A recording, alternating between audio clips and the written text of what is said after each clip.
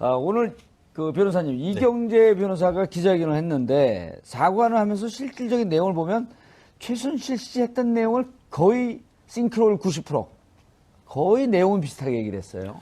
네, 결국 어제 같은 경우에는 사실 깜짝 놀랐죠. 요즘 말로 깜놀했죠. 예, 핵깜놀. 핵깜놀. 나오면서 이제 사실 처음부터 이제 항상 이제 그 마스크를 하고 있는데 마스크가 없더니만 이거 참 마스크를 쓰고 고개를 숙이고 나왔었죠. 예, 그랬었는데 그럼 굉장히 폭탄선언 같이 하면서 민주국가냐 이게 민주국가의 특검이 아니다. 강압 수사를 하고 있고 자백을 강요하고 있다 이렇게 했는데 그와 같은 내용을 오늘 조금 더 쉽게 길게 설명을 해준 것이 바로 이 이경재 변호사님인데요. 말씀하신 대로 처음에는 국민들한테 죄송하다. 지금 국민들의 지탄을 받고 있는 상황에서 나도 이렇게 할 줄은 몰랐다. 다만 그렇게 했는 것은 이유가 있었습니다. 라고 얘기를 하면서 지금 얘기했는 것이 특검이 지난 12월 24일 날 크리스마스 이브 날 이 최순실 씨에 대해서 뭐라고 했다고 합니까? 삼족을 뭘 하겠다. 이렇게 얘기를 했기 때문에 그것이 바로 강압수사다라고 했었는데 얘기는 했지만 결국 구체적인 증거는 되지 못했는 그렇게 해서 결국은 입증하지 못하는 그런 부분에 있어가지고 한계는 있지만 결국 그렇게 해서 이 특검에 대해서 상당 부분 타격을 입혔을 가능성은 상당히 있다. 특히 보면은 특검 같은 경우에는 오늘 바로 대응을 하고는 있습니다만 이런 것이 전체적인 어떤 여론 형성에 있어가지고는 어떤 특검의 어떤 쾌도난마 같이 밀어붙이는 것에 상당 부분 제동을 걸려고 하는 그런 나름대로의 의도는 있었는데 과연 그것이 성공했느냐에 있어가지고는 오히려 국민 여론이 좀 따가웠다 이렇게 보는 것이 맞지 않을까 싶습니다. 어쨌든 최순실 씨도 그다음에 박근혜 대통령도 그다음에 이경재 변호사도 특검 흠집 내기 그러니까 특검이 과연 정당하냐라고 하는 명분을 뺏으려고 살짝 한번 삿발을 당겨본. 그렇습니다. 사실 오늘 좀 구체적인 내용을 제가 다 읽어봤는데요. 그 중에 하나가 저런 게 있었습니다. 이와 같이 이제 최순실 씨에 대해서 삼족을 멸하겠다라고 했던 것이 이른바 독직 가혹행위다. 이렇게 얘기를 하면서 경우에 따라서는 제3의 국가기관 세 개를 했죠. 하나는 검찰, 하나는 국민권익위원회, 하나는 경찰에 그와 같은 것을 문제 제기할 수 있다라고 해서 이 사안을 어떻게 보면은 강압수사의 프레임으로 지금 나름대로 어떤 끌고 가려고 하는데 제가 이 부분을 하면서 상당히 좀 흥미롭고 좀 재밌다라고 해야 될까요? 사실 상당히 많은 부분에 있어서 공안 사건, 예를 들어서 이제 국가보안법 위반 사건이나 그런 경우에 보면은 그 피의자 내지는 민변에서 상당히 많이 써왔는 거를 지금 기존의 어떤 공안 통이라고 할 수 있는 이경재 변호사님이 그것을 쓰고 있는 옛날에 그걸 방패로 썼었는데 지금은 창으로 쓰고 있다라는 점에서 상당히 아이러니한 상황이다 이렇게 얘기할 수 있을 것 같습니다. 최 변호사님 말씀에 오해가 있을까 봐 제가 말씀을 드리는 거예요. 삼족을 멸하겠다는 말을 마치 한 것처럼 지금 얘기가 되고 있는데 특검에서 하지 않았다는 거예요. 이경재 변호사의 주장이에요. 일방적인 주장이고 저게 문제가 되는 게 1시간 정도거든요. 그러니까 조사가 끝나고 10시 반경, 정확한 시간은 약간 차이가 있을 수 있습니다만, 밤 24일 날, 12월 24일 날 최순실이 와서 10시 반경에 수사가 마무리돼서 변호사는 돌아가도 좋다라고 얘기하고 부장실에서, 그러니까 조사받는 실에는 CCTV가 있어요. 거기는 CCTV를 녹화할 수 있도록 장치가 돼 있지만 특검 부장이 근무하는 곳에는 일반 사무실이잖아요. 거기서 개인 면담을 한 거예요. 그것도 최순실의 동의를 얻어서. 그 당시에는 이경재 변호사가 없었죠. 그러니까 이경재 변호사는 수사가 끝났으니까 돌아가도 좋으니까 돌아간 거고 최순실은 수사하는 무슨 정식 수사 절차가 아니라 부장이 개인적인 면담을 하자고 해서 방에 온 것이고. 누구죠 그 부장이? 이름은 안 나왔어요.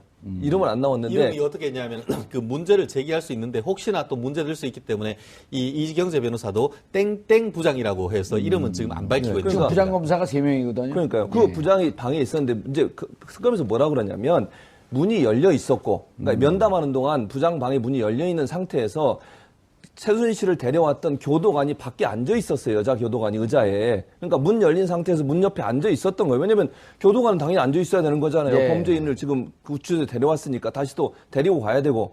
그 상황에서 그런 얘기가 있으면 들었을 것이고 또는 만약에 강압적이고 억압적인 얘기를 했으면 큰 소리가 들렸을 텐데 그런 얘기를 전혀 듣지 못했다는 거예요. 교도관도. 그렇죠. 그 여성교도관도. CCTV에 찍힌 거는 들어가고 나간 것만 찍혀 있어요, 지금. 왜냐하면 부장 방에는 CCTV가 없기 때문에. 그런데 지금 이경재 변호사는 CCTV를 돌리라고 그러잖아요. 그것도 잘못된 말이죠, 그러면. 그러니까 뭔가 검찰에 CCTV가 없는데 그 두 사람만의 대화의 내용이었고 그거는 밖에 있는 사람이 들었을 가능성은 있는데 CCTV를 보여달라고 얘기하는 것 자체가 어불성설인 거죠.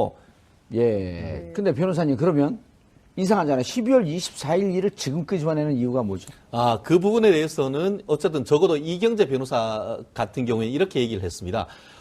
기자들이 질문하니까 똑같은 질문을 했어요. 그거에는 답이 뭐냐면은 지난번에 이제 벌써 7번 불렀는데 6번 안 나갔는데 그 중에서 불출석 사유서에 다른 사유와 함께 이와 같은 것들을 썼는데 특검은 다른 사유 이런 사유는 빼버리고 건강 안 좋다 이런 것만 넣었다 이렇게 지금 얘기를 하고 있는데 결국 그렇게 얘기하면서도 지금 불출석 사유 자체는 지금 제출하고 있지 않거든요. 아하. 그렇기 때문에 무엇이 진실인지는 아직까지 더 까봐야 되는데 다만 좀 전에 지금 그 교수님이 말씀하신 것처럼 이경재 변호사 측 같은 경우에는 크리스마스 이브 날 10시 반에서 이 크리스마스 넘어서까지 그러니까 12시 넘어서까지 했다고 했는데 오늘 지금 이 특검보 같은 경우에 뭐라고 했냐면은 그렇지 않다. 10시 반에 했는 건 맞지만 이 복도에 CCTV가 있기 때문에 나오는 시간은 확실히 체크했는데 나를 넘겼는 게 아니고 10시 51분까지 있다 나왔기 때문에 그 사실 자체만 봐도 이경재 변호사가 주장하는 사실이 진실과 다르다. 이렇게 지금 언론 브리핑을 하고 있는 것 같습니다. 알겠습니다. 자, 이제 저게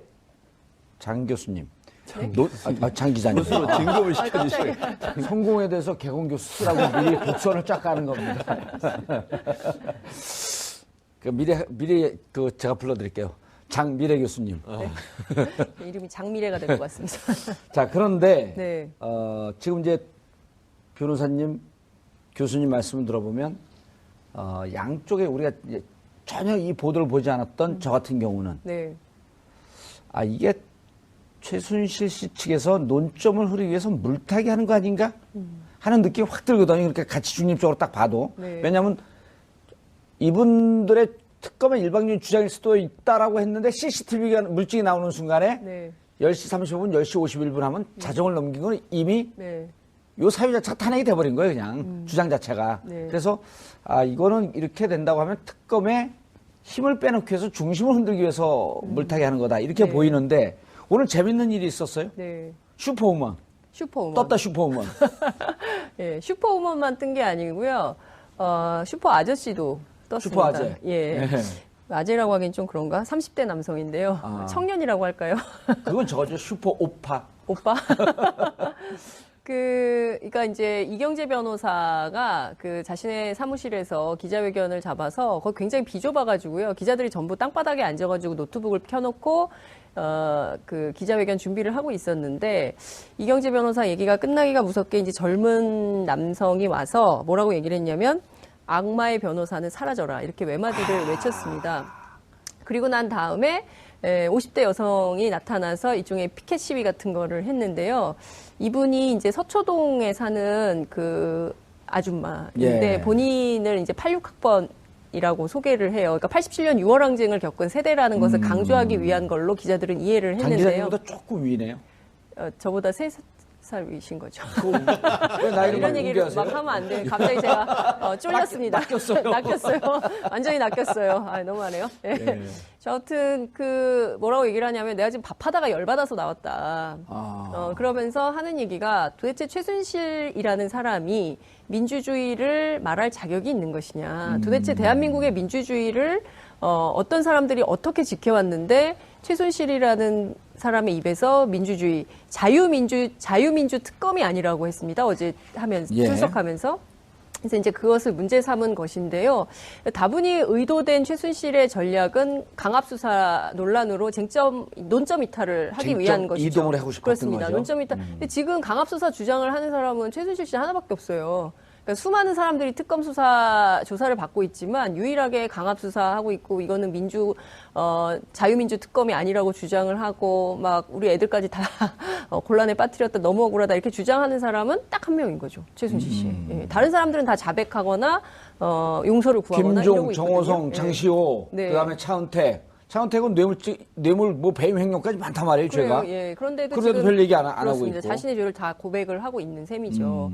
근데 지금 물론 이제 주범에 해당하기 때문에 끝까지 버텨보자 이런 전략을 쓰고 있지만 최순실 씨가 계속 그러면 그럴수록 앞서 이제 말씀하신 청소노동자의 외마디처럼 그리고 또 X하네. 네, 그리고 또 이렇게 50대 주부의 외마디 그리고 30대 청년의 외마디 이런 시민들의 목소리가 계속 나오는 것이죠. 야, 근데 변호사님, 저 우리나라 시민들의 이제 법률 지식이 높아져서 변호사 하시기가 좀 힘들어지고 점점 더.